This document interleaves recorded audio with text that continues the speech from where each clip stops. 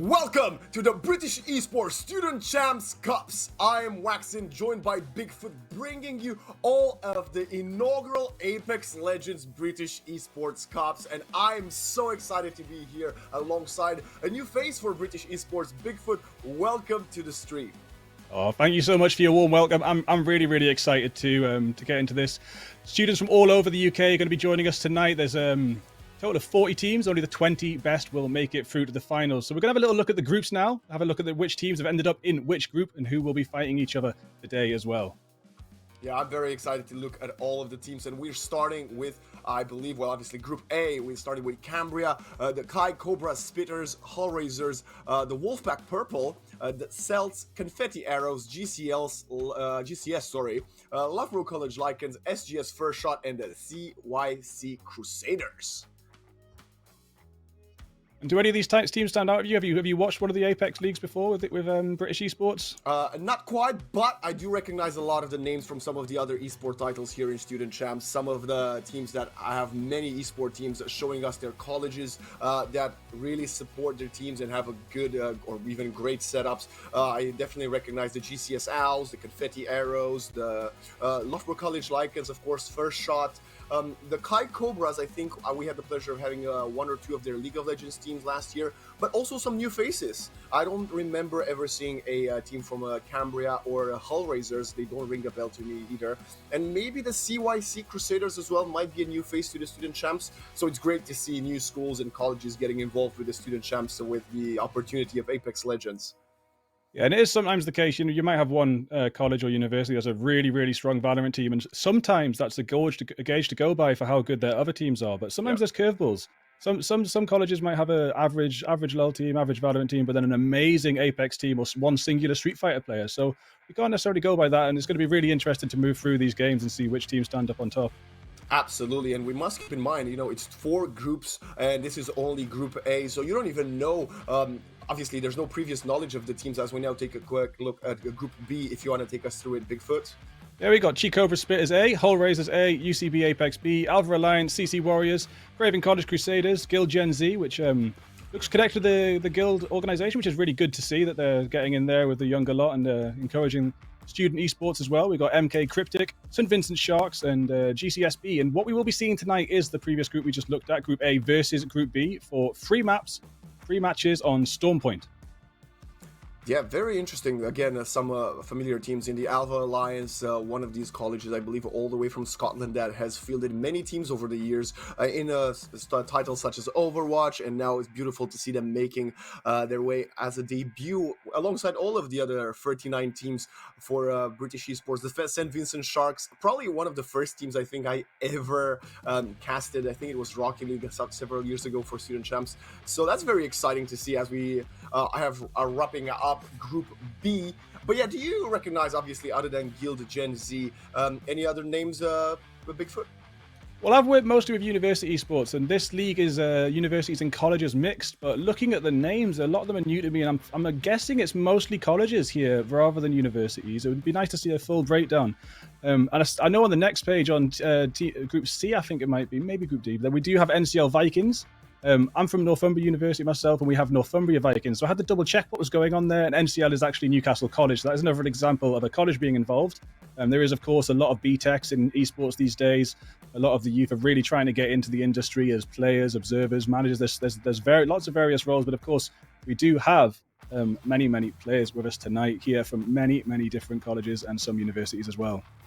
Yeah, and we have to mention, over the next 6 weeks, all of the 40 teams that we are looking through right now will be battling in the group stage with the top 20 overall qualifying onto the grand finals that will take place across 2 weeks. So we have a lot of Apex Legends coming into the spring season here for everybody at home watching, but today we will only be focusing on groups A and B, as they will be playing 3 rounds of Stormpoint. But let's not forget about groups C and D. If we could get Group C right now on the screen, and we have the Kai Cobra Spitters B. The Kai Cobras, I think this is the 3rd team we see from their college. It's a lot, isn't it? Yeah. Yeah, Coventry Crosshairs, of course, one of the most titled teams in the history of Student Champs. Hellraisers, again, with the 3rd team. The Wolfpack Orange, I think this is the 2nd Wolfpack team. CCSW Sandstorm, the Derby Diamonds, HSDC Storm Apex, the NCL Vikings that you previously mentioned, and of course, TCS Esports. Wow, Bigfoot, what does this tell you? The fact that we have so many of these, schools and colleges bringing multiple teams to our tournament. Well, for me, it shows that esports has a bright future. You know, there's ups and downs in the esports industry. We're on a bit of a winter at the minute, but when you see so many youth trying to get involved, at college level, university level, it really is promising for the future. And let's just hope the industry and the economy of esports can stay alive to really give all these players a good chance, and everyone else wants to get involved in the many other roles that exist within esports. And of course, I will try not to be biased towards my home team, the NCL Vikings. I did go to Newcastle College many years ago. But yeah, it's good to see them in here, and it's good to see teams from all over the UK involved. I have to be completely honest with you. I'm all about having a favorite team, and I cannot wait to see which one is going to be my dark horse in the race for today, because I do love myself an underdog story. But obviously, week one, we don't have enough information about the players that we will have on the server to see which one will be starting off hot, as we are now getting ready, I believe, to see the fourth and final group, Group D. And wow, Coventry Crosshairs with yet another team, Bigfoot. Yeah, there's a lot of they must have a lot of players keen to get involved in Apex, and there might be some sort of intra-group conflict there as different teams from the same college try and make it through to the finals. And of course, it will be interesting if a college has fielded two amazing teams to see two of the same teams make it through to the finals, and maybe even in the end, in the final end zone together. That could be a bit of an interesting situation to look out for as we head towards the final couple of weeks. But of course, it is anyone's game right now. 40 teams, only half of them are going to make it through. So just got to see how things play out as we get into it for the first week tonight, and many more weeks to come before we enter into that dramatic final coming up. Yeah, of course, and let's mention all the teams in Group D alongside the Coventry Crosshairs A. We have Cambria B, UCB Apex A, the BD Bears, the Colonel Cyphers, the Cronton Cyclones, the KC Esports Riverside Thunderhawks, which is probably my favorite name thus far, and CRC Inferno, which I do believe it's Cambridge Regional College Inferno. So yeah, I've already found my favorite team name today. It's Riverside Thunderhawks, but sadly, we're not going to cast them on stream this time around. Yeah, you'll catch them next week. I will be away 1 week, that is next week, but should be around for most of the other weeks. And finals will actually be hitting you. I'll give you the dates now. It will be the 18th and 25th of April. They'll be the final 2 weeks. And there'll be a couple little gaps, Easter holidays, half term moving through. So we'll be mostly weekly with gaps for holidays, etc. Absolutely, and it's going to be a long journey for the teams that want to make the kid to the grand finals, but I love the way our tournament is structured. You have so much time, even if you have a slow start, or you might not necessarily, feel yourself. You might have a day or two off. You have the chance of bouncing back in the last 4 weeks of group stage and, turning the result completely on its head and showing everybody that, you might not be the best on Stormpoint today, but who knows? Next week, when we go into World's Edge, that might be your playground, and that's going to be very important to see how these teams not only adapt, but they will get announced what the maps that they will be playing are a week in advance, so they have at least 7 days to practice and stream and get to the point where they might feel confident of dominating one map. Yeah, and of course, talking of practice, we are reaching the end of Season 19, which took many changes, especially Stormpoint, the map itself. 40% of the Stormpoint map changed. They changed POIs, they changed a lot. A big storm came through the map, destroyed various things, changed fishing farms to the devastated coast, for example, completely changed the POIs. They arranged where the hot and high loot points were. There is still armories dotted around the map, 4 armories. There is also still the really big balloon at high point. But basically, 40% has changed. So it's good that the teams have had 3 months or so to practice on this, but if I'm not mistaken, I think that means there's going to be another change coming up in the middle of this tournament, which might throw a bit of a curveball for these players if the meta switches out in the next patch. Yeah, but isn't that the best part? Because you don't want just to lose to the team that, has practiced over Christmas and over holidays, and during one, some of your members might have exams, right? Let's throw them off. Let's throw in a couple of changes and let's see if they can adapt, because that's what esports is all about, compared to traditional sports that have been mostly the same over the last, hundreds and thousands of years. When it comes to esports, every single, half a year or maybe even less on some esport titles, you get massive changes that must keep you on your toes. So you must show us a different dynamic, and it's all about the learning curve. That's why esport is such a great tool of learning in schools these days. Yeah, so looking forward to that curveball. There's some meta changes I'd like to see. I'd like to see certain things buffed. Love to see more of a shotgun meta come out.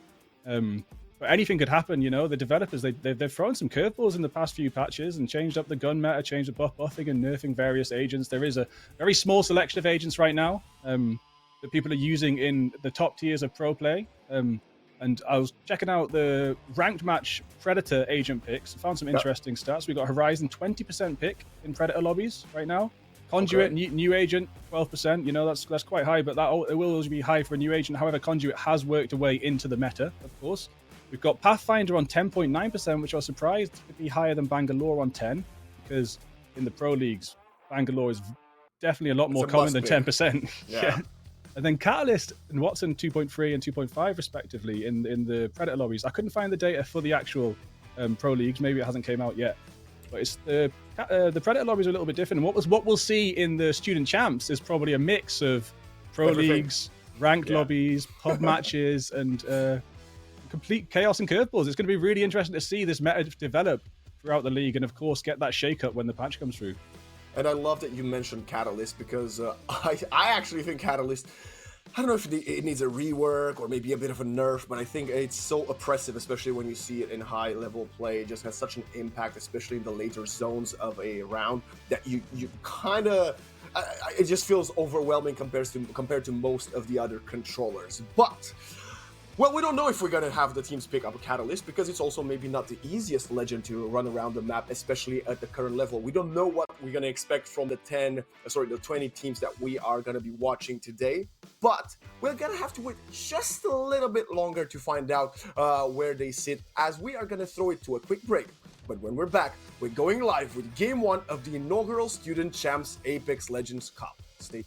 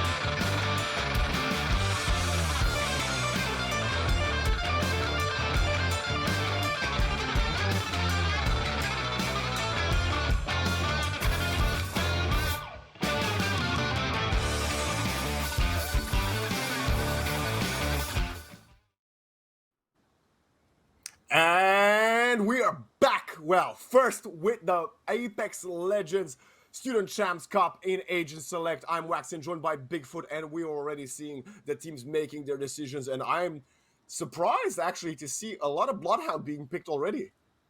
Yeah, like we were just talking about before, the meta is going to be a little bit different in this league, and there is plenty of Bloodhounds. There's going to be so many scans going off as we move forward to the smaller zones. It'd be really interesting to see how that plays out, because often Bloodhound is more of the curveball that you see now and then, and opposed to all the time.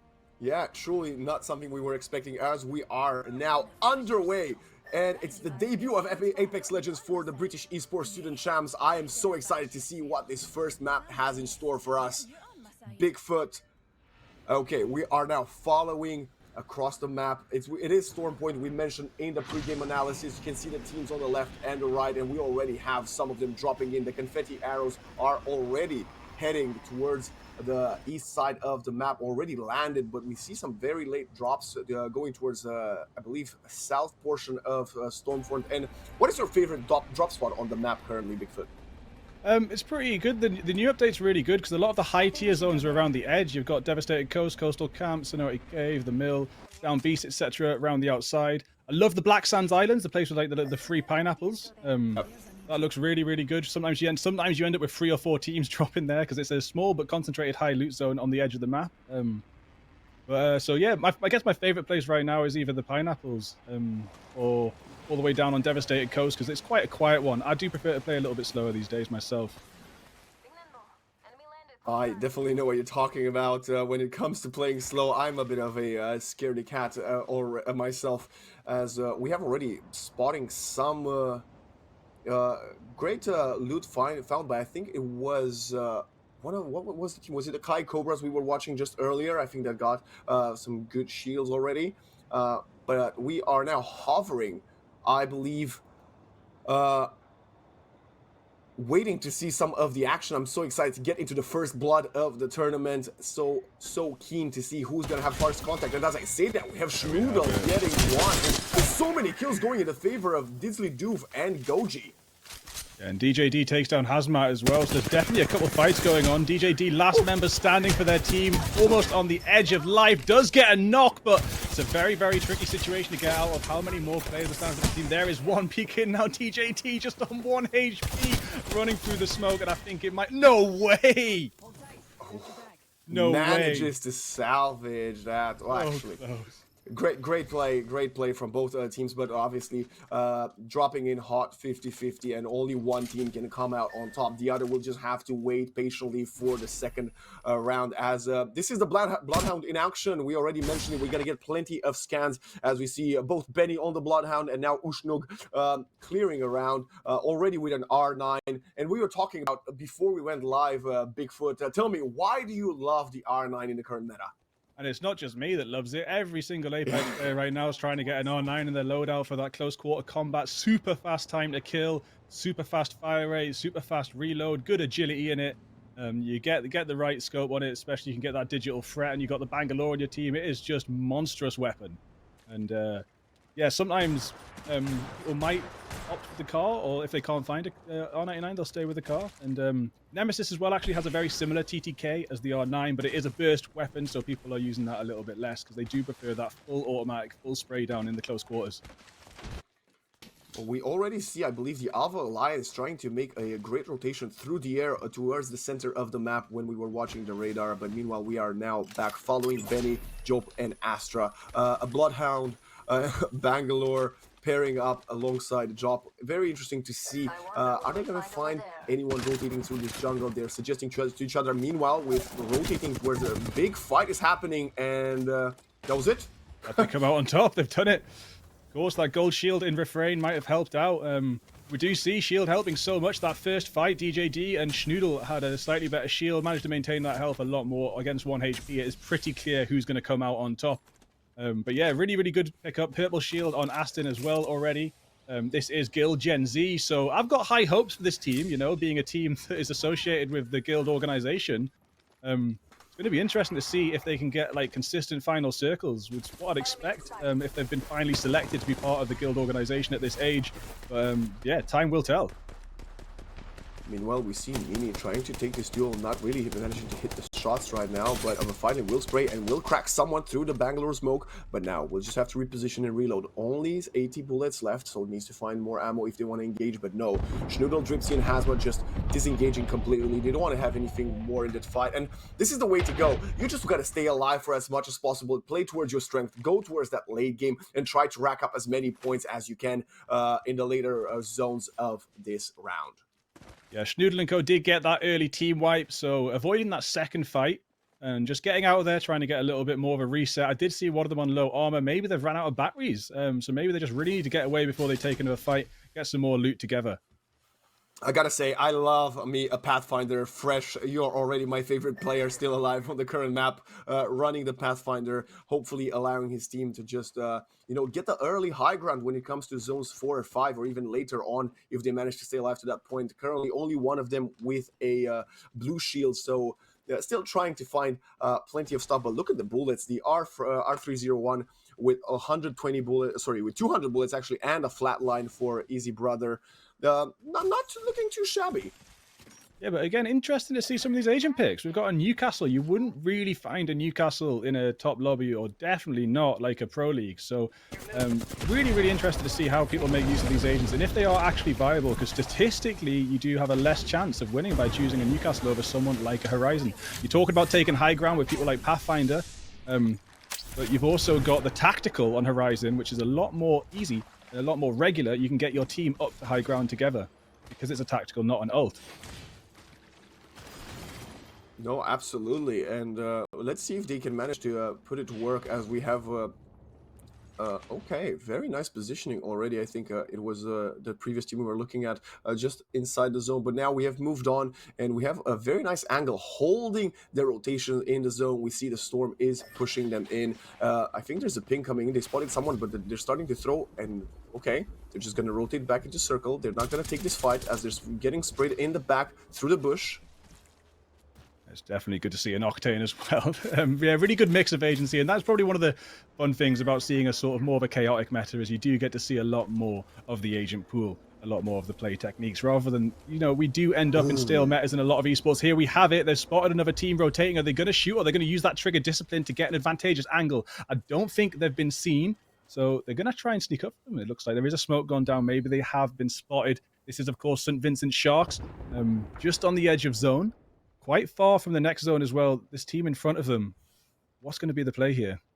Yeah, I think they're just awaiting to. They were waiting to get a 3-2-1 and try to beam one of the opponents, but it wasn't the case. And now the rotation will have to come through as the zone is not in their favor. But a very interesting comp, like you mentioned, the Wraith, the Octane alongside the Bangalore, as we see a bit of a skirmish, I believe.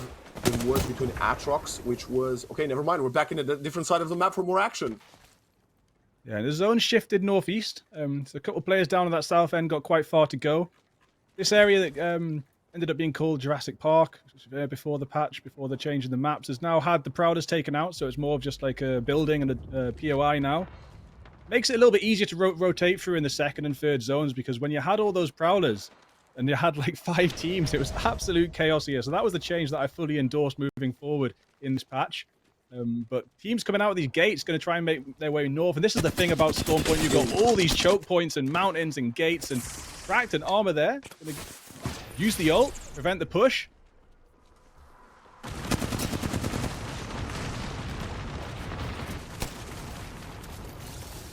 Nice disengage right now, coming in from Banger, just gonna fly above the Bangalore ultimate and will reposition, joining the team into the house. Has 12 shields and will find an evolved Evo shield.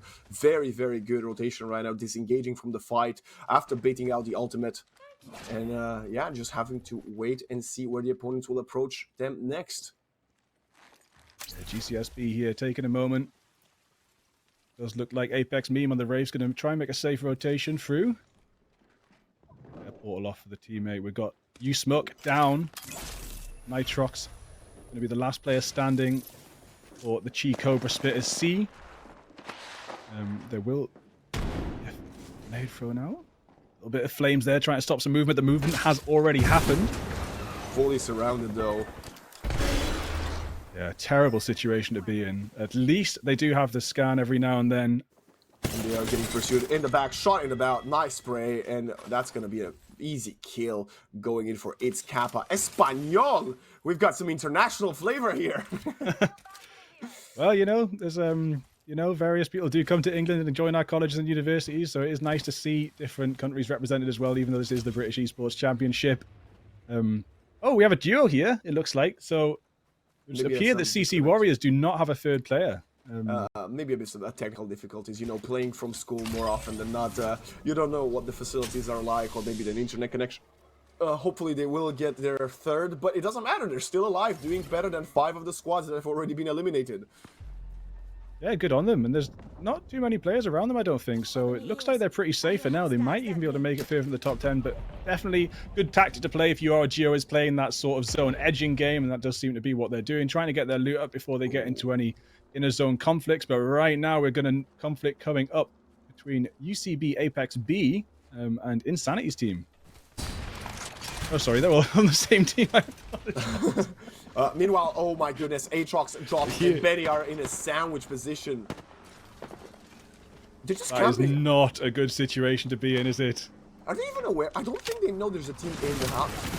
The two teams seem to be fighting across the team in the middle, but look at the Bangalore ultimate. We'll have to force a disengage, and we'll get away. We'll manage to pop some of the shields. The Bangalore ult just creating so much havoc, although no one will fall in the process, but the zone is going to push every single one back in. Blue Donut is going to have to join the team, and they've made it to round 3. This is not looking too bad, especially if you're one of these few teams that has managed to get away from that skirmish outside of the zone as the storm was approaching. It's very hard when you get ulted just as the storm is pushing you. You sometimes get punished, but yeah, the rotation happening very swiftly. Yeah, they thought they had a good vantage point. They had some high ground on another team, but then the chaos came in. Another team comes to third party the whole situation. The Rolling Thunder comes out from the Bangalore, and the retreat was definitely the best thing to do. Reposition. Ooh. The zone is going to be moving in 56 seconds. It is definitely worth getting that high ground. They are all playing next to this big mountain. Oh my days, look at the southwest side of the zone. That's where we've just came from. It's going to be absolute chaos as they try and make it towards the next circle. Meanwhile, I noticed the Kai Cobras were across the map on an island of their own, very far away from the zone, but no opponents to kill them as we have, oh my goodness, everything and the kitchen sink being thrown in, trying to get this kill, but Heinz hiding behind the pillar with the knife, Watson coming, Catalyst wall, sorry, as well, blocking the view, and they're getting out of sight, they're trading, but look at the reveal from Bangalore.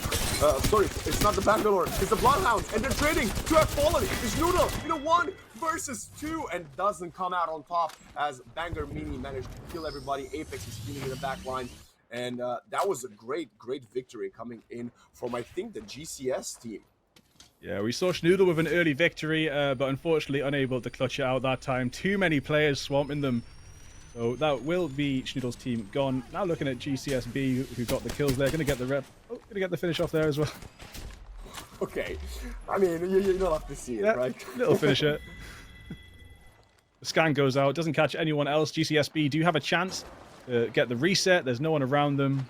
Lots of loot to get back into the boxes. We've got Banger, Apex, Mean, and Mimi here, but we do have a bit of a Crimson Gaza Rat on the water wheel. Let's see how this turns out. I love this position, and I think, if I'm not wrong, Crimson Gaza might just be in the zone that position, but yeah, we are going back to Apex, Banger, and Mini. They've been racking up a couple of kills, taking out some squads away. Meanwhile, across the map, Apex Mini has taken a kill across the map, but look at Mini just trying to throw all of the utility, and the grenade coming in will try to get the opponent to show themselves behind that rock as the zone is pushing them in. Mini going to get the shield battery off. They did get scanned a second ago, but no one's pushed them. So there is one team aware of their location. As I'm speaking, it happens again. Yep. But not currently being pushed. Still able to get their reset going. This gravity cannon is going to take you out into the middle of nowhere. So you don't want to be jumping into that. But a reposition round, finish off the player there. Okay, catching someone by surprise, but oh my goodness, look at Steelflesh just trying to take this dude with a mobile minigun. We're not going to get to see much more of that for now, as we're switching to Cool Fighter, getting pushed back, jumping through the wall, trying to disengage. Blue Donut gets taken away. Look at the pursuit right now, just jumping on top of the opponent, trying to get the second kill. Yeah, there's a lot of hunger for kills. It's what we like to see as well. Lots of aggression, and the circle is just getting smaller and smaller. 10 squads left. Maybe closing in. A couple of these players that have got this high ground are going to have to exit this high ground. They will have to move down very soon. 40 seconds until they have to do that. And the blue donut will fall in the end, not manage to get rezzed by the teammates, as Cool Fighter is just trying to completely disengage, running away from the hill advantage. Steel Flesh and Cool Fighter losing their teammates. Still 2 players alive, trying to stay alive and maybe find some more shields, as they seem to be very low on HP. Meanwhile, Endless lost his life, as we have TTV clips and Giuseppe? Yeah, we'll go with that. Giuseppe trying to also get all the way. Nice rotation around the building, breaking everything, joining spots another. It's spraying around, punch in. Very beautiful play from Giuseppe that gets something that should have never happened as a 1 versus 2 player. That is insane. And also, not to mention, taking control of the crafter, able to now craft the teammate banner and craft the mobile respawn beacon. Maybe they're going to get their 3rd player back.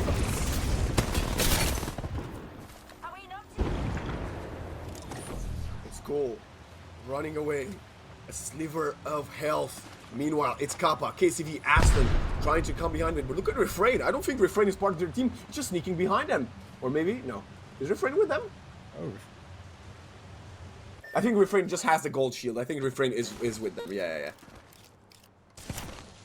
So each player has a different color. That's what threw me off at the start as well. I thought it was different teams with the different colors, but it's a color for each player inside one team. Yeah.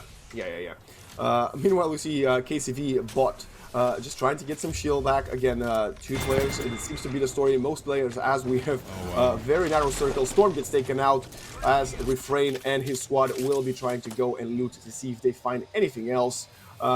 Great attempt from Storm, though, breaking into the top 10, at least in the upper echelon of this first round of Student Champs. But this team that we're following right now, I gotta be honest with you, I think they're looking in a prime position to win, as they have everything in the world that they would want to have at this point. Yeah, this is Guild Gen Z, and it looks like what we said at the start might have been correct. They really know what they're doing. They've got the right positioning. They're going to take a really, really good reposition here. Even with this zip line to push a team inside the building. There is one team inside this building and one team inside another. It looks like they're going for the aggressive push, Guild Gen Z. Have they scanned the right building? No, there was 2 squads left inside the buildings. So now there'll be 3 buildings full of people. This zone is going to be a heavy building fight, window to window, etc. Not so much open space, but when that final circle starts closing in, everyone will have to leave these buildings, unless they're lucky enough for it to close in on them. Nice replacement. As you can tell, I think Aston dropped to recharge the shield, and its Kappa just took the place in order to hold the windows from the lower ground, the building that they were fighting with earlier. And we see a bit of a spray, I think, dealing some damage. It's fresh right there. Some chip damage to the opponent. It's not going to do too much at this moment in time, as we have 6 squads left with 17 players still alive. Yeah, that's quite a good final zone. We were unsure if we'd have a packed one or an empty one, but it's pretty packed so far. And the ring is now closing. 6 squads still standing. It's going to get extremely intense as we move forward. We do have Guild there. All full health, all full shield. Very good positioning. Right here, we do have Hull Raisers B. Looking good as well, but Easy Brother only on the white shield. Possibly recently revived. Getting some kills out the window nonetheless. Easy Brother taking down Jop X. Kills happening elsewhere on the map. Apex, Meme, Benny, and its Kappa getting more kills. Nice damage, though. Very good. And now we have Judas Crack. How cracked can you be? Can you crack your opponent? But no, gets shot in between and gets... oh my goodness. Third party from the east side. Has to reposition and pop some shield. But look at Banger. Look at Mimi. They're trying to spray from behind the building as 2 of their players are sneaking in. But Banger loses his shield. The duel is still happening. But look at Aston's high ground. Spots the opponent. Waits for them to get in the burst within the messes. 2, 3, 4. Getting them in white. But not managing to get the kill just yet. Yeah, Guild Gen Z's positioning, their aim, their loot is just all looking so good, but we've lost 2 teams since the circle closed in on the final zone. We got 36 seconds until it closes in on all of them. Guild Gen Z looking so healthy. Let's see if they can take this to the final stretch. There's only 4 squads remaining. They've got a good angle out the window here. The digital threat does spy someone. The focus is also on another building. Very, very good game sense here. Lots of awareness as they're monitoring all angles outside of all the windows. Near me. Time is ticking. And it's ticking for Guild Gen Z. Meanwhile, KCV and Goal still alive despite playing in a player disadvantage for what feels like half of this map. Goal though, maybe taking an unfavorable duel. Meanwhile, KCV doing the same across the map. They need to play together. You need to gather up. You still have one more shield you can pop for KCV. Goal does not have anything else left either to recharge. They're just staying in this corner. Reasonably close to the center. They might be able to play the time on this one. Oof. I do have a feeling that once they come and get up against all three players of Kill Gen Z, they're going to be in a world of trouble. Still 11 players alive, and look at the catalyst wall. That's what I mentioned, and look at the rotate right now. That's going to allow, I think, Kill Gen Z to have right behind the wall, just getting closer and closer to their next objective. But look at KCV playing the very edge, and now will follow through alongside the wall. They're playing very carefully. Confetti arrows there with only 2 players remaining, doing their best to get ahead. Let the other squads fight it out and try and time the entrance into the battle at exactly the right moment. Back to Kill Gen Z here. We see them with high ground, getting some excellent spray downs. Armor's cracked. Someone gets killed. It's looking so good. There it goes. Oh my days. 2 squads left. Kill Gen Z haven't taken a scrap of damage in this fight just yet. What can Freshie and Kai do on such low health? I don't think they can do much as Kill Gen Z take the first round. Wow. What a performance, and I gotta commend Refrain.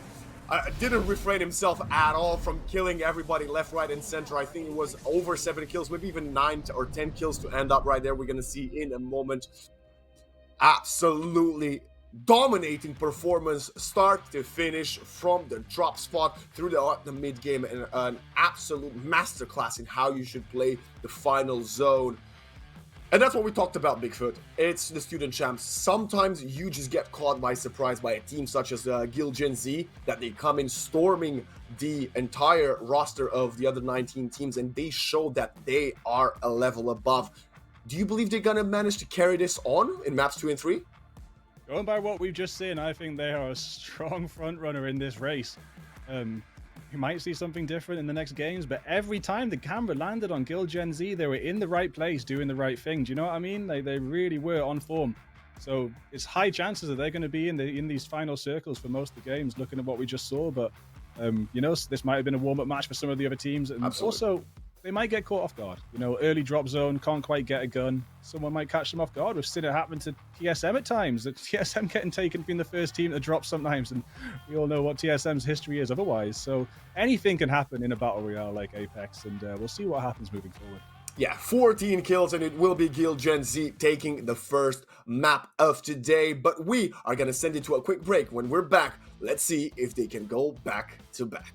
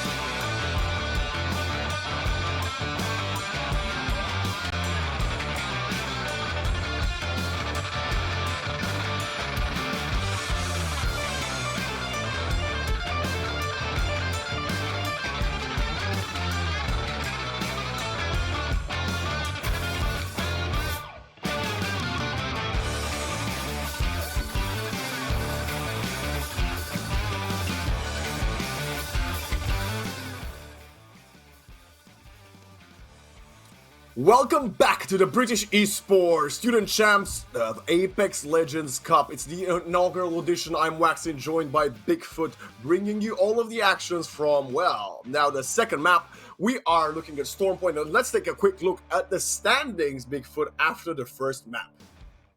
Yeah, no surprises once we saw the final kill count. We did have pretty high stuff there. This is Group A, GCS, placement points 9, eliminations 9. Confetti Arrows 5, eliminations 6. All Razors placement points 7, eliminations 2. Yeah, I believe the GCS is the team that got second place that last round. Yeah, I think so. That's pretty high. But of course, first place, if we switch over to the next group, Group B, we'll see. There you have it. Guild Gen Z, placement points 12, eliminations 14. That is very high. We said it might happen, just seeing that guild logo. Said it's likely, and of course, they definitely must have a good coach with them, because look at that. That is insane. So many eliminations, so much perfect placement around the map. Every time the camera landed on them, they were in the right place. They were in the right thing. Let's see if they can pass it off for the next map and the map after that, and see if they can steamroll the whole tournament or not. If anyone is going to be a challenge for them, maybe a team will learn their favorite POI drop zone, and maybe they'll start to get contested. Yeah, well, maybe more than one team, because after we saw 14 eliminations, I don't know if one team is more than enough, but yeah, that was the first one. The first map, but we are so, I mean, I'm personally so excited to see if the GCS squads can replicate that, because currently the GCS A squad is topping the A group, and the GCS B squad is second in their group, Bigfoot. So yes, of course, not managing to keep up with the Guild Gen Z squad, but hey, it's not a race, it's a marathon. Yeah, it's going to be really hard for some of these teams to catch up if some of these stronger teams with like 14 eliminations stay far ahead. Yeah. But of course, nonetheless, this is it's also not just about winning this league. It's about experience. You know, people want their experience in the esports industry. They want their experience in professional matches, and you never know. Some of these teams that have got no kills and low placement points, this might still be the start of their path to professional play. It's just where their story begins. Everyone's story starts somewhere. And that is the beautiful thing about these student and college esports leagues, is that, you know, anyone can take part and anyone can get that experience and get their foot on the ladder. But how high will they climb is the real question. Well, we're about to find out as we're jumping into the character selection for map number 2. Are we gonna expect many changes, you think, here, Bigfoot, or are teams gonna stick to what they have done all the previous week in practice for today? I don't expect too many changes. Maybe the team that picked Newcastle last time might not this time. It's a shame, you know, named after my hometown, but just such a useless agent when it comes to pro play. He's the agent I'm gunning for the biggest buff. You know, get Newcastle on top. Newcastle on top. Also, if I'm not wrong, I think I saw slightly less Bloodhound. Still, I think at least 6 teams went for it. But hey, way little Bloodhound compared to the 15 I think we had in the first game. I don't even know. So many players wanted to go for that reveal, and it didn't really pay off for many of them, as we have a very nice northeast to southwest drop zone. We have a goal and endless jumping in, representing, of course, none other than the Hellraisers A team and the Confetti Arrows, kind of splitting a lightning rod.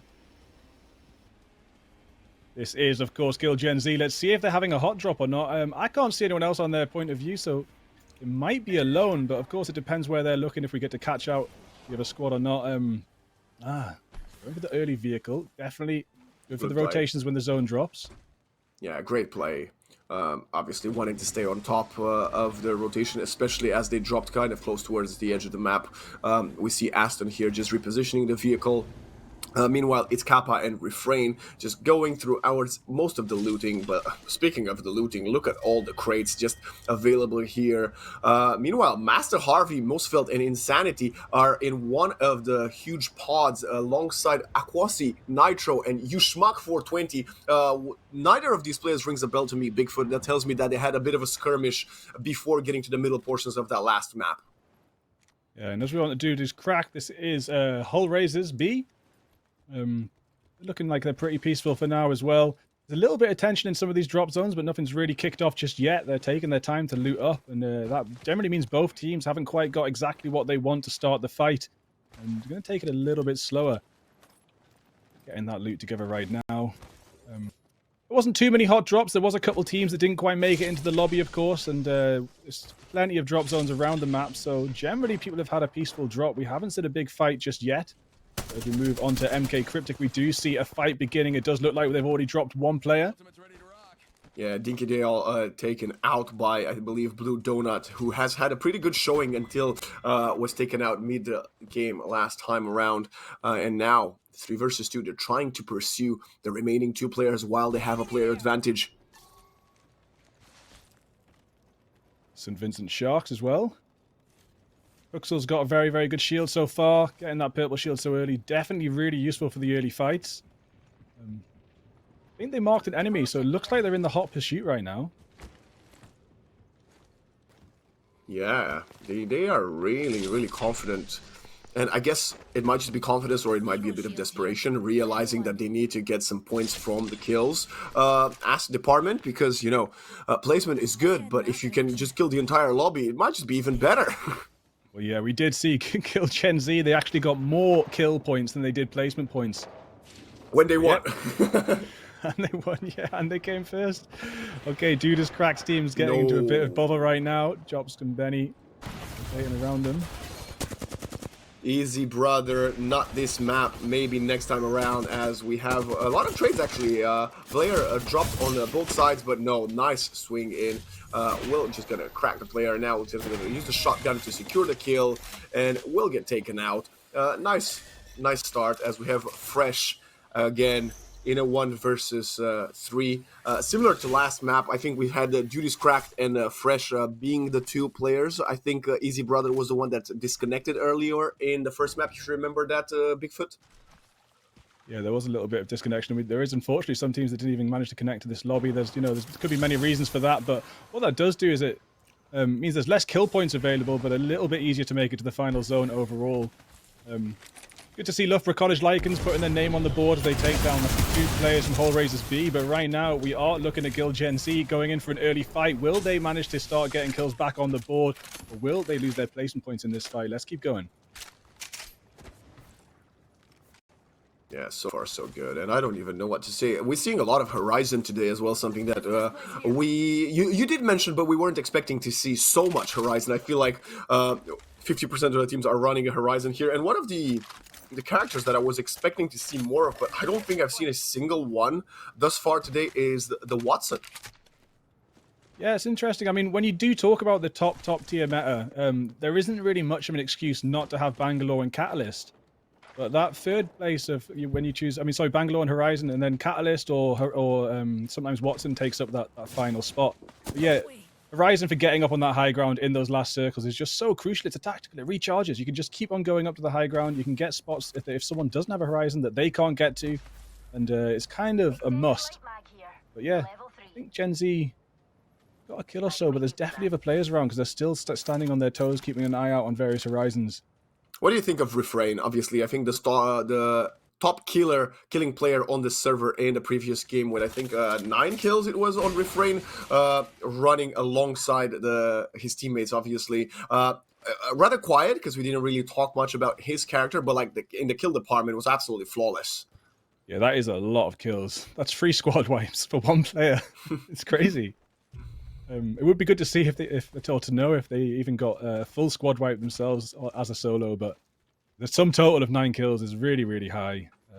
Oh, we're following Alpha Alliance here with Listo. Shout out to Listo. Great player, great person. I know Listo. If that is the Listo that I know from Alpha Alliance, who knows? He might have multiple players or people with the same nickname. But yeah, we didn't see any action of them in the first map, so maybe they got taken out quite early. As, like you said, we see this Horizon just jumping up, spotting an opponent, throwing utility on their head, and Hawkeye, which H-Ben trying to fight this, and I don't think this is a favorable fight for them.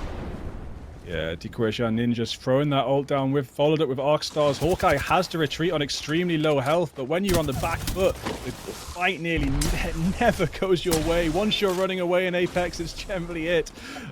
And there you see it, completely pursued. It's going to be a finisher right now. Beautiful. Did a couple of those. It's looking good.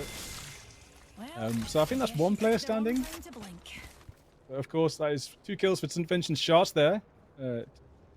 Dequation Ninja Getting the health back in. It was actually Pixels using that ult, I apologize, but yeah, they look pretty comfortable now, and I think one player managed to get away from them.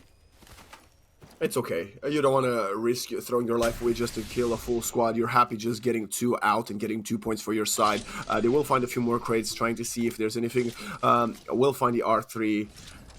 We'll pick it up alongside the Rampage. Yeah, the loot is looking very good, choosing what they want to add to their stock. And one of the aspects that we haven't really touched upon, Bigfoot, is the usage of the grenades.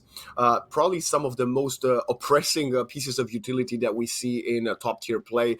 A lot of the teams have stayed away from using them early on in that map number 1. And I would love to see more utility usage really, really early on to get yourself to the mid to the late portions of the zones. Yeah, especially when combined with Horizon's ult, you know, that gravity just pulls the players into that landing spot for the grenade. And there, speaking of grenades, we've got someone, it looks like someone was snared and, oh my days, and the Arcstar too. Alpha Alliance Esports 6, not much health and no shields there. Gonna heal back up, but only white shields. We do have Alpha Alliance. The rest of the team on purple shields, looking pretty comfortable. It would be nice to see Esports 6 get a higher shield for this fight, but there's no time. It's just going to have to take this fight with what they've got. The PK coming out on the peaks. Little bit of damage there. Getting rotated on. It's going to be hard to do the 1v2, but some good damage sent off. Unfortunately, Listo will go down. Benga getting the kill. Benga, one of the players that we did follow a bit in map number 1 with a great impact, again getting another kill. Listo taken out. Is our Haggy and Esports 6 going to do anything? No, they get caught by the Horizon, and Benga finishes them all off. Beautiful 3K from the player of, I think, GCS Owls B. Amazing, amazing. If you're the GCS Owls, you're very happy. You got 3 kills, and you are now looting everything. Look at the ammo on the Spitfire. It's great rotation, and Mini, Benga, and Apex memes already back in pole position to make a statement yet again. Yeah, we did speculate about Guild Gen Z, 9 kills. Did they get a team wipe? But we definitely saw a team wipe there. Benga getting all 3 kills on the team. Shooting up to be the kill leader. Really, really comfortable spot to be in. And let's see if GCSB can keep this going and end up in the final zone with plenty of kills and some good placement points, because right now there's still 15 squads left, and if you go out now, even these small handful of kills is not going to do that much for your placement. 4 or 5 points. You want to be getting a little bit higher. They do spot some more enemies making this rotation, but of course they're making their way to the zone, and that might be a little bit more important than taking a fight. Probably Mini is the only player out of all of them trying to run this Bloodhound that has had any success, constantly using that reveal in good positions, either to clear an area or just to spot the opponent. So I'm glad to see some success on the Bloodhound, because I love the character. It's just not the most go-to when it comes to, oh, what is your first top 3 that you would choose when you want to win a tournament. Yeah, we seen a few picks like that. But not many of those teams did make it to the final circle. You know, when we got to the final circle, we did see a concentration of the more meta agents. And when I said the last round, it's kind of a probability thing. You're picking like a Newcastle or a Seer, and you are just quite literally reducing your chances of having the upper hand against opponents. Whereas, other agents will give you that upper hand in more situations. They, team 17 here, Guild Gen Z. So they've spotted another team. They're pretty comfortable inside the zone. See if they take this fight, or if they go. It looks like they're going to reposition into this hut. We did see 2 teams land in these huts. Oh, yeah. Wow. Mosvel already downed. Switched in just in time to see Mosvel getting taken out, but still, will get resurrected. You should have plenty of shields and HP to get them back unless they're going to get pushed. Yeah, quite an important reset. It's good they got that in. Currently observing confetti arrows. Trying to avoid these shots, though. Storm R, I think, was getting shot below half HP. Meanwhile, Apex memes, we were looking at them just a few minutes ago, getting a kill somewhere onto Dripsy. Does Mosfeld not have any batteries? Drop. Master Harvey has plenty, but meanwhile, Banger, Apex memes, and Mini, another squad, a wipe, I believe. Yes, they have. Dripsy, Hazmat, and Infused get taken out, and it's gonna be 6 kills, I believe, in total for the GCS Owls B. And Apex Meme got all of those knocks, so that's a squad fight for Apex Meme. This is a squad to watch. We might have the challenges for Guild Gen Z here. We did mention GCS LSB were, I think, in second place after Gen ZB in Group B after that map number 1. And let's look at them. They find themselves in a pretty interesting positioning on the map right now. They will have to continue their rotation very, very swiftly. But look at Guild Gen Z. They are the ones fighting right now. We're encountering St. Vincent Sharks in just a matter of seconds. It's very, very good. Only 1.5 games through to see a rivalry forming. It's what we want to see moving forward in this. But of course, the groups will be split up. It is a round robin. Every group plays every group. So these teams might not meet again until the finals once all the groups have played each other. But when we do see GCS versus Guild Gen Z again, it could be very, very exciting. We haven't seen the other 2 groups yet, so there's even more rivalries and narratives to find. But Insanity and Mosvelt very low on health. Insanity goes down, the gravity well comes out. More shots sent out. Yeah. And the Rolling Thunder too. What a nightmare. I think it might be all over. Mosvelt and Insanity taken down. Easy pickings right there. Meanwhile, Coolfighter trying to put the Sentinel to work using the sniper bullets, not really connecting there, but at least will push an opponent away as Coolfighter has an assist, so they did get into an engagement with someone. 12 squads left. That means 6 have fallen as 2 haven't connected, but 33 players.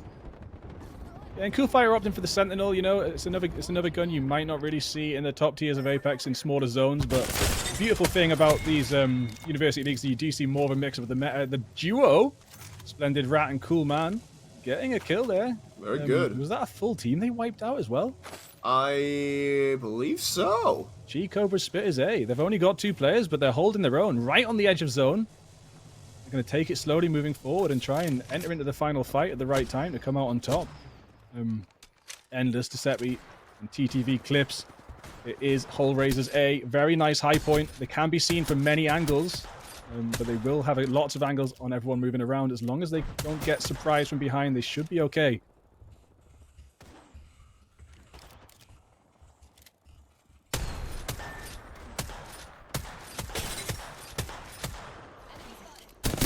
Nice bullets coming in as we go. Jump straight to the fight. Mimi, Banger, and Apex Memes with a lot of action getting in right now.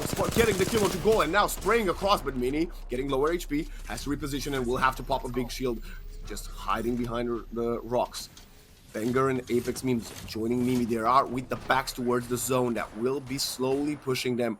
It's 15 seconds before it gets going. Look at Endless, Decapi, and TTV Clips just trying to hold them behind. With the backs towards the zone, looking through the crates, trying to find any gap, trying just to spot them. But look them to their south. There's another trio. No big shields, but DJ, Goji, and Digsley are just playing for placement. If they have the opportunity, they could third party this. And GCSB have the information about Hull Raisers sitting on the top of that rock, but what are they going to do about it? It looks like they're doing a slow rotation and an ambush. Let's see how this goes for them. Banger just right now playing like the king of the world on top of this rock. Yeah, so much confidence though. But I guess when you have, I don't even know, 5 kills, you must be feeling it jumping on top of 2 more players. And I think it's the duo you mentioned earlier. And 1 versus 2, Banger maybe overconfident despite Endless getting taken out. Decapi and TTV Clips still in their spots. 1 taking the portal and repositioning themselves. Has to be a disengagement. Endless will be left to die. Oh no, sorry, Endless is... How did Endless die here then? I'm so confused. Never mind, we get Mini. Another bit of action, but no, keeps getting sprayed back. Losing Banger. Oh no, losing Banger for a brief second was a nightmare, but Banger is back up. Endless needs a revive as well, but we do see them desperately trying to get their health back together, trying to get the Endless reset. Back to the 3v3, as long as Endless can get their health back up before the fight recontinues. And that creeping up on that rock was so confident. It's actually a little bit of a shame that they'd already dropped down, but what it did was change the location of the fight. It didn't stop the fight happening, and it's still going on right now. Apex Meme extremely low. Mini shields are gone, but they look pretty good moving forward. Another angle comes in, though. Absolute side shot there. Going to be really hard to get away from, but keeping pushing to try and stop the revive, and there we have it. but it's only Mini. Banger getting lower and lower. Can Mini get to them? No, I think they're abandoning. It's going to be Mini alone, left alive. Meanwhile, in the backline, Digsley gets shot and taken out, and I think it was none other than TTV Clips. The action down the south side of the rock is non-stop, but DJ manages to res the teammate. And they are still a full trio. 7 squads left with 13 players, and no, I just said that. I jinxed them. One of them gets taken out, but can they res them once again? Digsley being protected. Mini's still alive, doing so much work. Insane. I know, Mini's still alive. 6 squads left, you know, and with the amount of kills that they've got, they're still going to get a half-decent amount of points, but Mini just desperately trying to get away from the spray down, but will be taken down by Aston GB, and there we have it. GCS going out in 6th place. We're now following a Team 5. I do believe this is the Celts. CAVC. The Confetti Arrow, sorry. The Confetti Arrow still in play. And meanwhile, also, Aston refrain its Kappa. Guild Gen Z still alive. 4 kills for Aston this time around. It's not refrain getting all the action. And they're playing in a very nice position. 1 on top, 1 in the middle of the rock, and 1 on low ground. But they have 2 players just underneath them. Is KCV going to be sneaking up upon them, or just tries to stay alive to get as many points as possible? Speaking of players, oh my goodness! Yes. 10 kills for Cool Man! It's insane. The duo as well, man. Duo queuing, 10 kills. They're in the top 5. They've overtaken GCS with only 2 players. And of course, Guild Gen Z are going to be very, very happy to see GCS go out ahead of themselves. You know, it's going to stop that basement point competition, but I do suspect they will meet again in the finals. It does look like Refrain spied out this duo, and it's going to be interesting to see what duo can do against one of our top squads, but 5 squads in total remain. 28 seconds till this zone starts closing in. It's about to get messy. 9 players alive, a full trio, a duo, and 4 other players with a dream, I believe. You want them to fight. You want the top fraggers. You want the Guild Gen Z to fight against the top scorers. You want them to take each other out. So if you're a solo still in this game, you want to rack up at least 1 or 2 more placement points. Is the zone going to be coming in your favor? No. Look at the positioning, refrain, and yeah, it's the Catalyst. That's why you want to have it, and that's why you want to get in the late game with the Catalyst. But look at those 2 teams, 2 players on top, 2 underneath, and the Catalyst World's about to come in. Yeah, completely slicing up the territory here. Unfortunately, there's a duo fight, and it's not going in the favor of our 10-kill champion. But there we have Refrain. Even more kills for Refrain. Another one! Oh my days. Oh my goodness. Throwing in some utility, but no, they get shot in the back. It's a solo player just jumping in the zone, sacrificing themselves to the Lords, and it's gonna be Guild Gen Z with another dub. Bigfoot, can they be stopped? Back-to-back wins already, and I don't know if they can, mate. They just look so good. It's like, it's every time the camera gets on them, they've got one of the best positions in the zone, especially, of course, in these smaller circles, you know.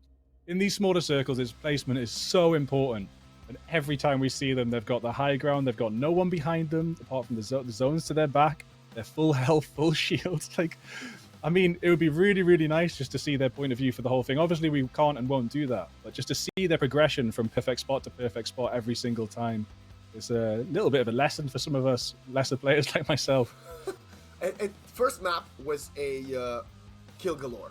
The second map from them was a positioning masterclass. They got to the second to final zone, and they only had, I think, 3 or 4 kills, which is not too shabby, but for their standards, they didn't want to play as aggressive. They had a different rotation, and like you mentioned, playing with the backs towards the zone, always in a good position, and we saw them end it without dropping any single player in the process. I'm speechless, Bigfoot, and hopefully the players are gonna find something to try to stop this momentum that the Guild Gen Z is building, and we're gonna find out if someone manages to find their secret weakness after a short break.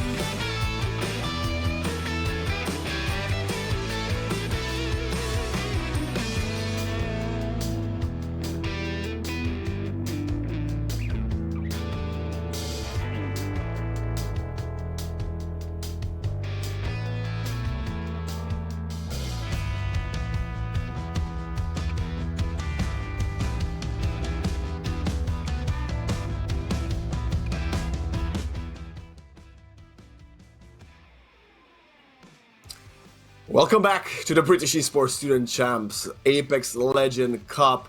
Group A and Group B, Waxton joined by Bigfoot Cast. And Bigfoot, we know who's leading. We don't need to talk about him, but let's take a quick look at the leaderboard to see the teams that are 2 through to 20. And we have, I'm just going to ignore, the obvious one. UCB Apex A somehow making their way with 40 points, only 7 behind Guild Gen Z. I'm speechless. Like, what? Yeah, there's some some really interesting stuff happening tonight. You can see there, follow the eliminations right down to 12. That's Chicobra Spitters A. All 12 of those kills are in one game, and they're just a duo. So if they ever get a third player, I've got to watch out for them. But unfortunately, placement points 8, they did get taken out slightly later on in the zone. But although there's only 2 of them, definitely a team to watch out for. The fact that they could get 12 kills, which was as many as Guild Gen Z got in the first game, is something to behold. That is a sight to see, and really interested to see if they can get a third player and what that might do for them moving forward. Yeah, meanwhile, 2 of the GCS teams and the top 5, both in groups A, B, so that's beautiful to see from their side. 21 points, neck and neck. GCS B, we saw them getting 10 kills in that previous map, but not enough points for placement just yet, as we're now looking for 11 to 20. We've got the CC Warriors with great placement points, 10 placement points and only 1 elim. Bigfoot, this tells me that they are a team that really knows how to rotate around the map. Yeah, and we've seen that from our top team, just how important that is. Positioning is one of the most important things in Apex. If you can make it to the right place in that circle as it starts to close in, you're going to have an extremely advantageous point to get your kills up as well. Kills come second to me. I think placement is what it's all about. But once you've got that right place, and if you've got the right loadout, you can hopefully farm up the kills and add to the placement points. This is where you really start to find that lead in a leaderboard. And I do have to mention, my apologies, this is the entire leaderboard for Groups A through Group D. So not just Groups A and B that we have been seeing on stream today. These are the updated results with everything from the B stream as well. That's why I was a bit shocked to see an unknown team in second place, because they have been dominating groups C and D respectively, which Bigfoot is great for us because we have a titan of our own. I said let's ignore them, let's not mention them, they're just wiping everybody left, right and center, but let's talk about them. It is Guild Gen Z. Why do you think they are currently doing so much better than anybody else in their opposition? Well, when I saw that logo at the start, I did suspect, they were a hand-picked squad with a hand-picked coach.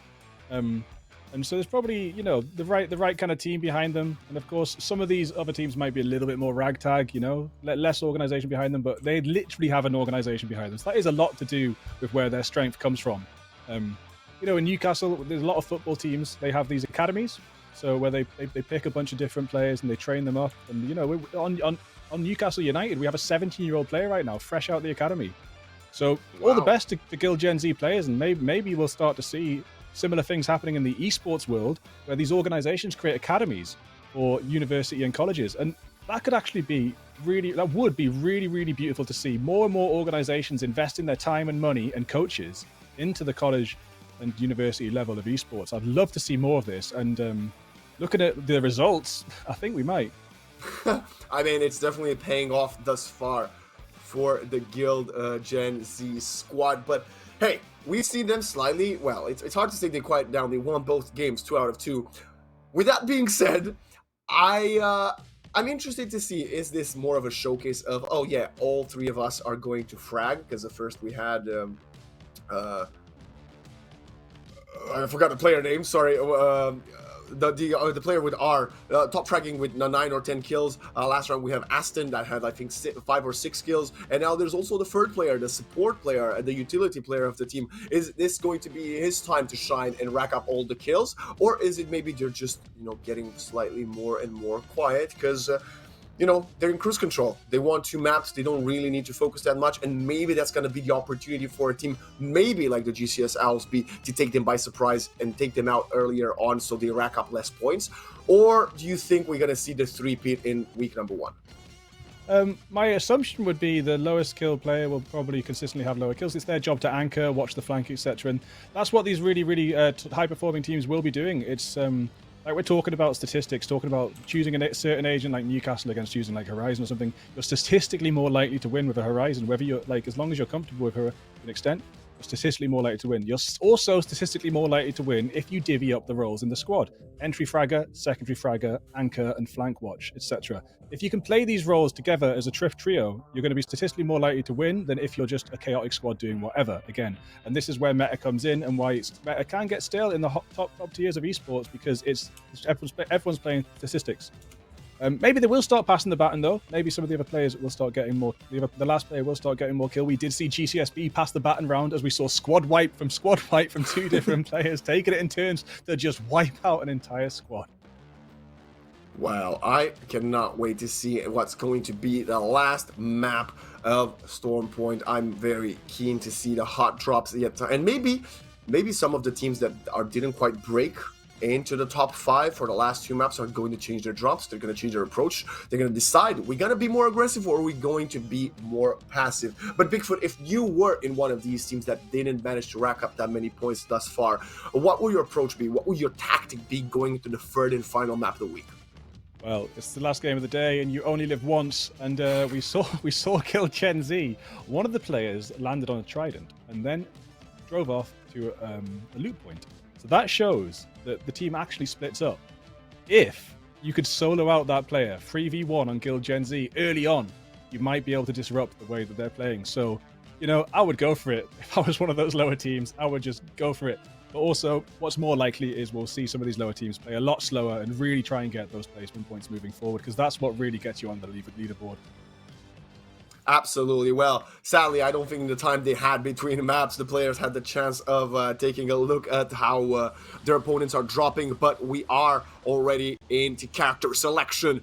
And I gotta be honest, I'm seeing less and less. Nope, sorry, I jinxed it. I was about to say I'm seeing less Bloodhound. No, the teams are going back to a multitude of Bloodhound players, similar to map 1. Map 2, they kind of were, well, less Bloodhounds, but yeah, you know, they really want to scan, and you said you only live once, and if you can see your opponents through the wall, maybe you can take their lives out sooner. There's still 2 Newcastles. It's crazy. Mixing up the meta. Okay, it was Refrain, the name you were trying to remember. I did forget it too, otherwise I would have been able to help you out there. I'm sorry, but we are just getting to know these players as we move forward through this league, and I'm sure by the finals we'll know them very well and definitely know who to watch out for. Refrain is one of them. Yeah, definitely. This is a hot drop, though. Their drop spot is the one. We have a east to west drop, and this is the area where we have seen Guild Gen Z drop the most. Is anyone else going to contest them? Never mind, actually, it's west to east. No, nobody's going to approach them. We see Aston already going towards the vehicle. They're very well practiced in this. You gotta admit it, Bigfoot. They know what they're doing. They will not be contested. They'll get all the loot they need. We already have a car in the 30-30 for Refrain himself.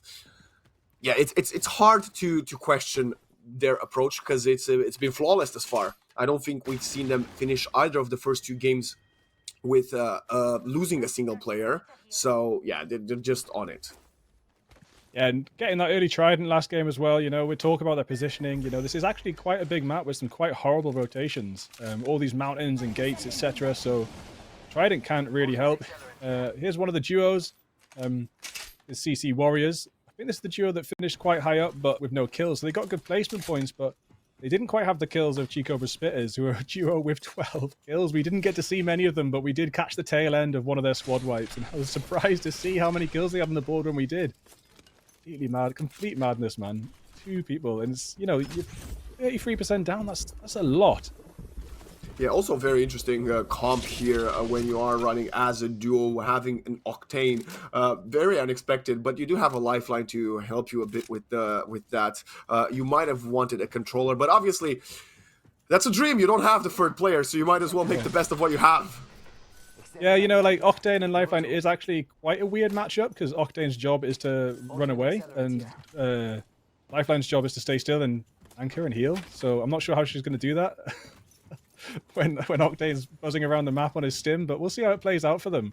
Maybe Octane's going to calm down and just use that speed to loot and get around a bit. But yeah, not the best duo, I don't think, as far as agent selects are concerned. But when it comes to placement points, we saw them get really, really good, coming ahead of so many trios in placement points. So they've definitely got the ability to survive. But they're going to have to try and get some kills as well if they want to catch up with any of the other teams.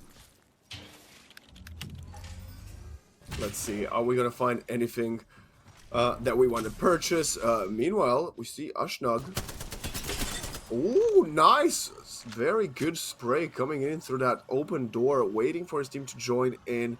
And DJ Senior just slightly too far away as they get laser from the distance, dropping their entire shield. It's Pathfinder trying to find a path, not quite managing to grapple onto. But look at this rotation. We'll try to sneak up behind the opponent. No more shields, so that might be a very dangerous take as we have nice cracks. Very beautiful utility usage right now and making the space for Ushnog to just wrap up behind the opponents. Can they find anything though? Yeah, it was a really good knuckle cluster there from CYC Crusaders, getting some good damage in. Looks like the push is coming in. We've got DJ Senior, had a scan out. Yep, there's a kill. Oh, it's the Motherload. Wow. The Motherload finished off one of the players. Must have tried to walk through those flames. Oh, meanwhile, Cool Fighter and Benny exchanging bullets. Benny down to 2 shots, spotting them through the window, but Benny will manage to pop one of the shields. Drop very, very low. Also playing behind Benny, trying to maybe get the refrag if needed. Cool Fighter engages and doesn't come up on top of that duel. Has to disengage with only 1 bullet away from dying as we see the Bloodhound getting work done right now, but it's only 2 versus 3. Here we have a different GCS squad. Freshy, Kai, and B2K. Wow. Freshy is reviving Kai while B2K's off getting knocks and finishes off the squad in a 1v2 whilst the Rev comes through. They're so low. So low. Yeah, and that will be the end of the night for, I believe, Benny, Giuseppe. Meanwhile, Cool Fighter, we were just looking at them earlier, was very low HP and manages to get 2 kills, taking Benny and Drop out. My good, as well as Astro. I think that was a full wipe coming in for Cool Fighter. Wow. A lot of blood spill, down to 15 squads already. I think that's the fastest yet. Absolutely. I love the doors and windows in Apex. They're so much fun. The way you can see your enemy on the other side, but you can't shoot them. The way you can just block the door by standing there is beautiful stuff. Some really, really good spray coming out from Dizzy Glizzy. DJ D elsewhere on the map has actually taken down DJ Senior and Ushnug. Did my grenade getting the Ushnug kill? DJ getting one of those kills. Aquasi extremely low health here. Gonna have to get healed up. You schmuck also trying to get healed up, but the enemy is pushing. Great play. Get this Bangalore to make anything else happen. Breaking the shield and now gets shot in the back and taken out! Fighting 2 players, but getting killed from the top window by their teammate. Now Nitro, no more shield, will have to disengage and try to reposition themselves in order to pop the shield, but will abandon Aquasi. Yushmak and Nitro just want to stay alive. They're realizing there's so many teams dying. It doesn't matter if we lose our teammate, we just need to stay alive and let the others die so we can get some of those placement points. Can they get away enough from, as we see Yushmak getting shot from the back, but they managed to run, and that's a great disengage coming in from, I think, Hall Risers B. Yeah, Chi-Cobra Spitters C is taken down to 2 players as well, so they're following in the footsteps of Chi-Cobra Spitters A, but can they follow in the footsteps of getting loads and loads of kills as a duo? And look at the northeast area of this map. Gravity cannons, everyone's dropping in now in this northeast area. There's 3 teams in a very, very small area, and a 4th about to join them.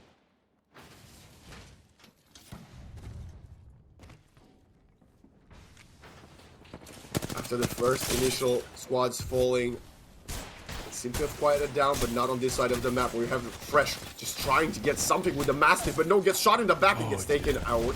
Easy Brother just arriving in time. Will try to get the first aid going, but no, has to jump away, closes the door. Can you get back to your teammate in time? The door is being pushed, and no, Fresh will get taken out. Now you gotta fight for the loot. Judy's cracked, trying to come and wrap around them. Yeah, it's 2 of the Newcastle squads against each other. Newcastle users, Easy Brother breaks the shield but doesn't get the knock. Judas Cracked is getting the shield battery back in. Drop it in on the top of this roof. We do have confetti arrows. They're going to join the fight, full health. Oh no! KCV taken down extremely low. Going to have to take a second to heal before re-engaging.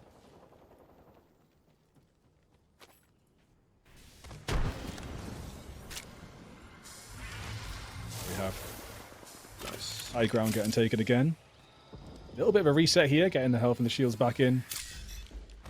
Yeah, you don't want to lose an early duel in this third and final map. Every single point you can get, it might not matter that much this week, but in 6 weeks' time, well, it might just make or break your it might just be the difference between you making the grand finals or not. As we have Storm, 2 kills already and an assist after taking out a full trio alongside his teammates.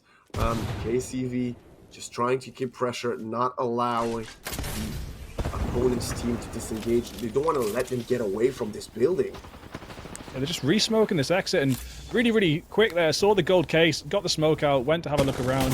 Now entering with the digital threat through the smoke. Only does 6 damage, I think, but there we have it. There's a lot more rotating around the back of the wall, going for the duel, but it does look like KSV will come out on top.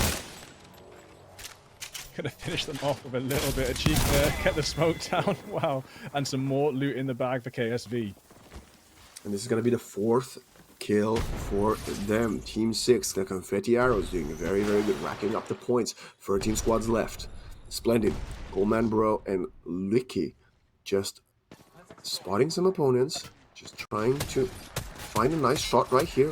35, 36, another one double, just a few more needed, and nice crack. 42. Is that a solo player though? I didn't see anyone else. I don't know if they got anyone else on their team, but they were solo in that position at the very least.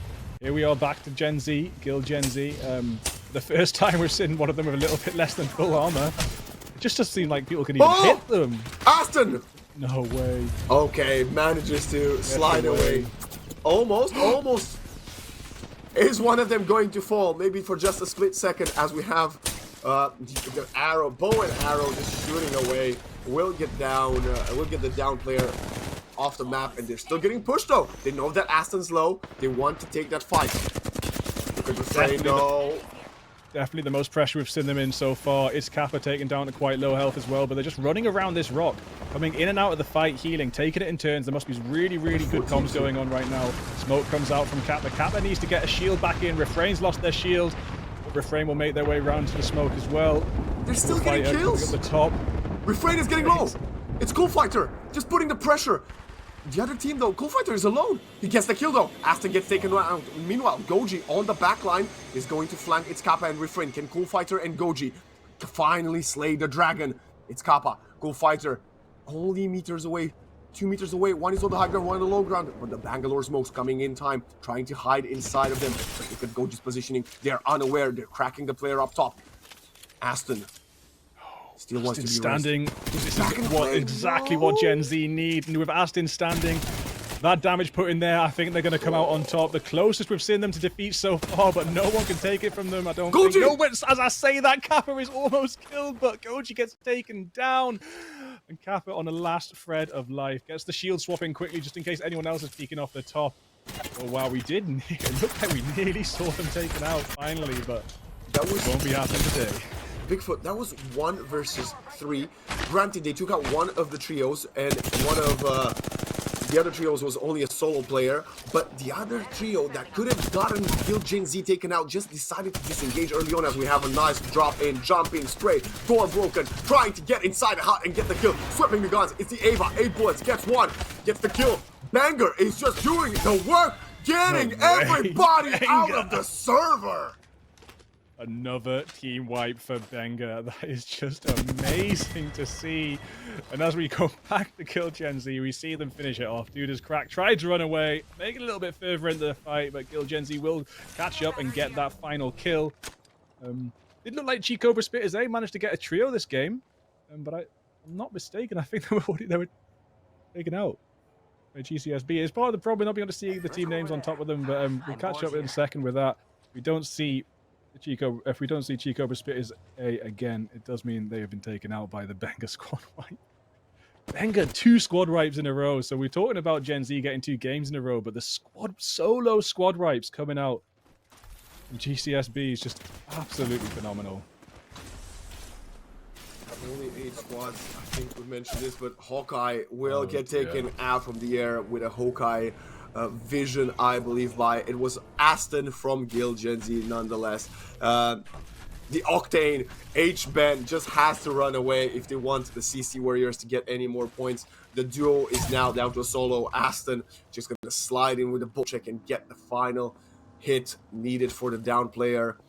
Yeah, I think the Octane player just ran away, and that's why you shoot it. That's why you're playing Octane when you're running a duo. You just want to stay alive for as much time as possible. Oh, there's a Kraber. I do Wow. prefer the bow check myself, but someone might be able to make use of that Kraber. Yeah, I would also like to see in the duo, you know, instead of 2 opposing agents like Octane and Lifeline, maybe 2 movement agents or 2 anchor agents together, so you can anchor together or move together. They're slightly opposing agents, hard to play together. Say Lifeline was a movement agent like Valkyrie, maybe could have boosted a little bit further off that jump pad, maybe get away with their life. I'm not sure how that could have gone different, especially with the whole squad of Gen Z behind you, but you know, at least the Octane got away, ran away, and keeps that duo alive a little bit longer. But as Gen Z try and make a move into the map, they do spy a team watching this choke point. What can they do about it? One shot from the bow check, gonna do something, but they do need to fall back and make a bit of a plan. Look at the tracking from KCV. Very good tracking right there, getting 56 and now spraying. I think that was about 5-11s, pressuring this player right now. The Catalyst, though, creating some distractions. A bot just having to go back, but the, oh my goodness, Bangalore ult coming through. Will have to reposition himself. Storm, Ghoul, and KCV still in a good position. Dodging, bopping, weaving alongside this Bangalore ult. And trying to get closer to their opponents. They already have 1 kill and 4 assists. KCV just tanked one of those bombs as well, just to move forward and keep the pressure on. You can just tank the edge of it, but if you're caught in the middle, it's generally all over. Definitely good to stop a push, though, and that's exactly what it was used for. It did hold them back a little bit longer, but I think Storm here, excellent shots there. Storm is now the new kill leader with 4 kills. Sometimes these kill counts get a little bit higher for one player, but it looks like it's a bit more evenly spread in this first game. 4 kills being the kill leader. Storm, KSV, and Ghoul, very, very nice on their health and shields. They do spy another player. Only blue shields as well. This is probably going to be a trio push, trying to guarantee this kill, confirm this area for themselves, and move forward. That was a great attempt, though. Tijuana was trying to stay alive as much as possible, but the relentless pursuit from KCV, Ghoul, and Storm in the end caught up to them, and it's 14 players left, 7 squads. That means there's, I believe, 2 trios and a few duos and a solo. Nice damage flying in from the top high ground of the tower, and it's none other than Gil Gen Z. It's Refrain holding them away with a flat line. Just repositioning themselves, getting a piece of more of shield, doesn't want to get sniped. But look at Aston. Speaking of snipes, this is not a sniper, it's a bow and arrow. 54, keeps on going, relentless. 70 again. Aston, someone stop this madman. Only 36 hours left on the bow check, though, so we're going to see those being used, and maybe a switch out for a different weapon as we move to the final circle.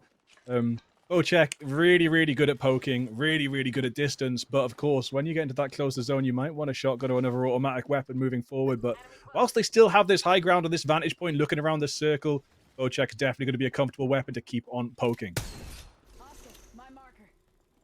1800 damage being dealt by Aston thus far in this third and final map of the week. Wow. 63 to add to that, 70 to crack. This is unbelievable. Almost breaking 2K as Aston does not want to let them get away from that rock. Very hot on their fingers, just waiting to see just a sliver of the opponent to take them away, Robin Hood style.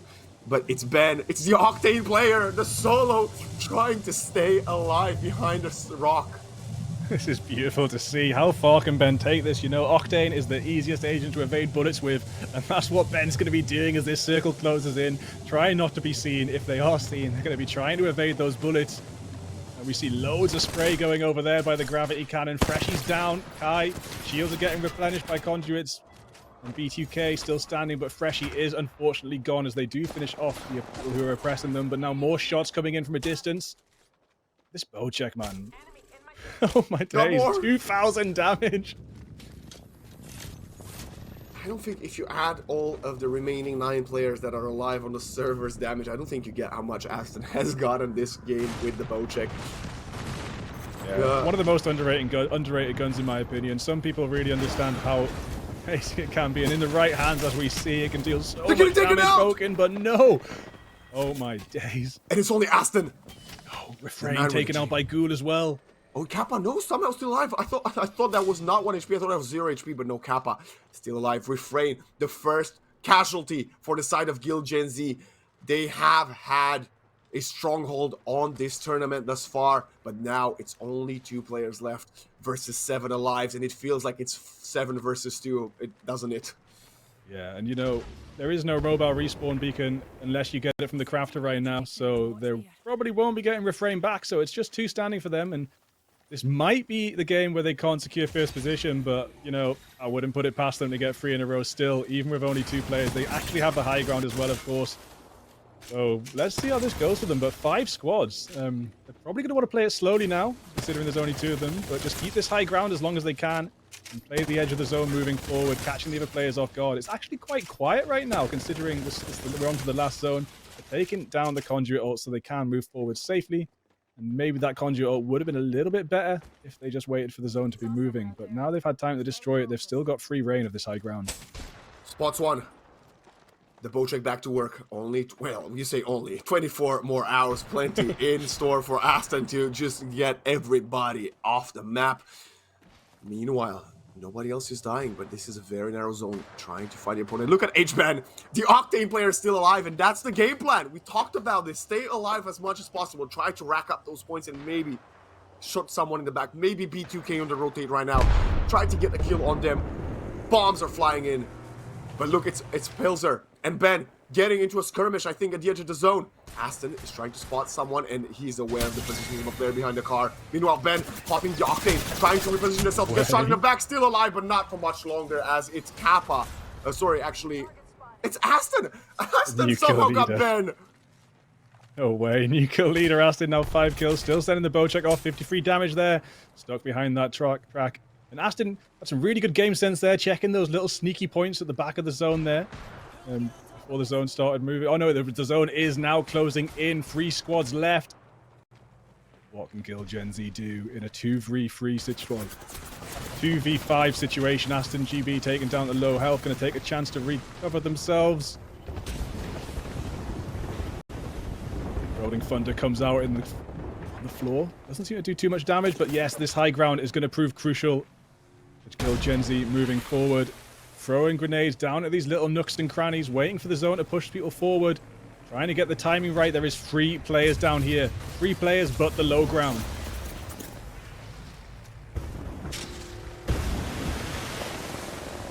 So much stuff flying in, but look at Aston playing on top of the zip wire, and now on top of the stone. It's Kappa gonna jump up and join him in the zone right now. Gets spotted, tries to get position, but jumps on top of a player and tries to crack him, and they get taken out. It's Storm, it's Ghoul, it's KCB. They're a full trio. They're dealing the damage. They're staying alive. Ghoul finally dies, and it's 1 versus 1 versus 1, and it's the end. Team 6. It's the confetti arrows. After playing a flawless game 3, they managed to take all 3 players alive over the finish line to get the first win of their tournament. Yeah, and that probably all revolves around Ghoul's kill onto Refrain earlier on. Wow. Yeah, if Ghoul couldn't confirm that kill, you know, that might have been a very, very different story. Of course, they had the high ground. Guild Gen Z had that high ground, but taken down to 2 players against 3 and being forced to jump down in front of those 3 players. They're zigzagging up on the zipline, though. I love to see that, but unfortunately, it wasn't enough, and they had to drop, and drop they did, unfortunately, as we see the confetti arrows take the first place and prevent Guild Gen Z from getting a back-to-back-to-back victory tonight. It was absolutely incredible. I don't think we could have asked for a better week 1 for the Student Cup Apex Legends Championship. It's absolutely unbelievable, Bigfoot, and they were stopped. Yes, Aston was putting in probably the best performance today, which is insane to say considering the fact that Refrain had 10 kills earlier today, but the damage output coming in from the Bocek was unbelievable, and they still lost. But over 2k damage, we're going to have to keep an eye out over the coming weeks and see if anyone can get over that, because that set a bit of a precedent here. You know, in a competitive lobby like that, 2,000 damage is really, really something to behold. You know, you might be able to get 4K when you're in a pub stomping match, but, you know, 2K in a big competitive match, really impressive to see. What a week one. What a week one. I cannot wait to get through to the finals. But of course, the journey will be as fun as the destination moving forward. It really looks like we've got some games on our hands. And of course, it is a round robin. So these groups will be against each other moving forward. We'll see different matches up, different matchups, and also different rivalries starting. You know, we early on in this game, we thought there might be a bit of a rivalry between GCSB and Guild Gen Z. But of course, we do have confetti arrows moving into that rivalry as well. I mean, this is just Guild Group A and B.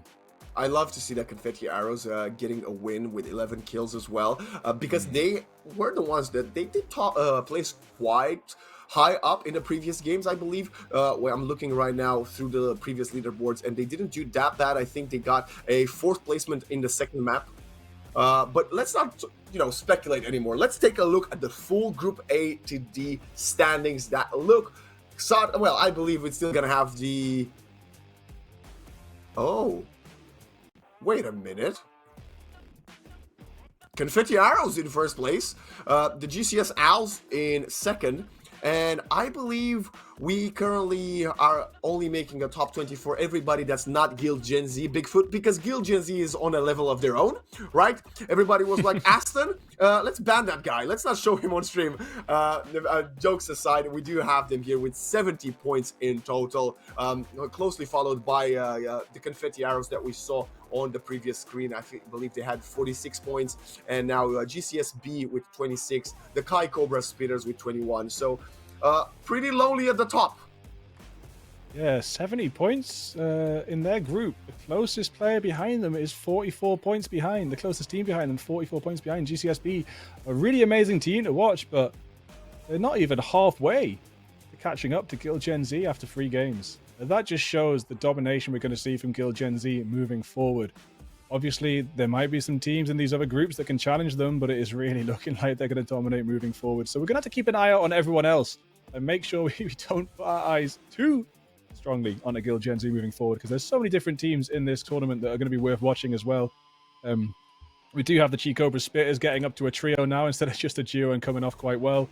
Chi Cobra Spitters B in a different group here. They're on 6 and 6 and 12. CCSW Sandstorm, top of their Group C, 34 points altogether. And moving on to the final Group D, NCL Vikings, unfortunately, at the bottom. Honorable mention, though. Yeah, my city's only team. But UCB Asex A, 21 points, 23 eliminations, 44. So they are more than halfway behind Guild Gen Z. So maybe when we see Group B versus Group D, start to see some bigger challenges to Guild Gen Z. Yeah, we see a Cambria and a CRC Inferno with 0 points.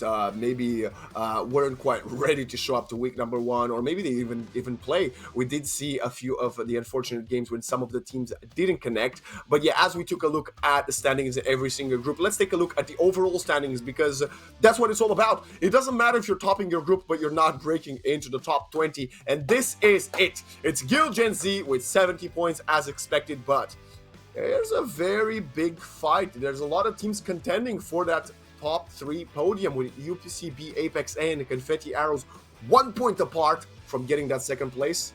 But BD Bears and Sandstorm also quite close to the podium. GCS and the Colonel Cyphers not doing too bad. But let's take a look at the top 20, 10 to 20. Who do we have, Bigfoot? Chi Cobra Spitters A in the 11th place. Of course, they did have a couple of games where they didn't have 3 players, so maybe if they can get that 3rd player in, they're going to stay comfortably in the top 20. But if we're moving through to the finals tomorrow, this would be the teams we'd see. But we're not moving through to the finals tomorrow. We're moving through to the finals in April, and there's a lot more blood to be shed and points to be gained before we get there. How high can those top 3 teams take their points? Or will some of them drop down behind some of these others? Yeah, time will tell. Yeah, 20th place only has 10 points right now, so there's definitely a lot of shaking up in that, the second top 10 to 20 placement. There's a lot of mixing up that can happen there, but I think our top 3 teams, it's safe to say, looking at their performances, watching them in their lobbies, that they will make it through to the finals. They are very, very impressive. Really nice to watch them tonight. It is very, very good to see the level of play, and I'm glad that we didn't just stop at seeing a single squad dominating and winning all the 3 maps that we had on stream. And it's good to see that even though, yes, well, they didn't win, they are still probably the favorites going into the next few weeks. But with that being said, who knows?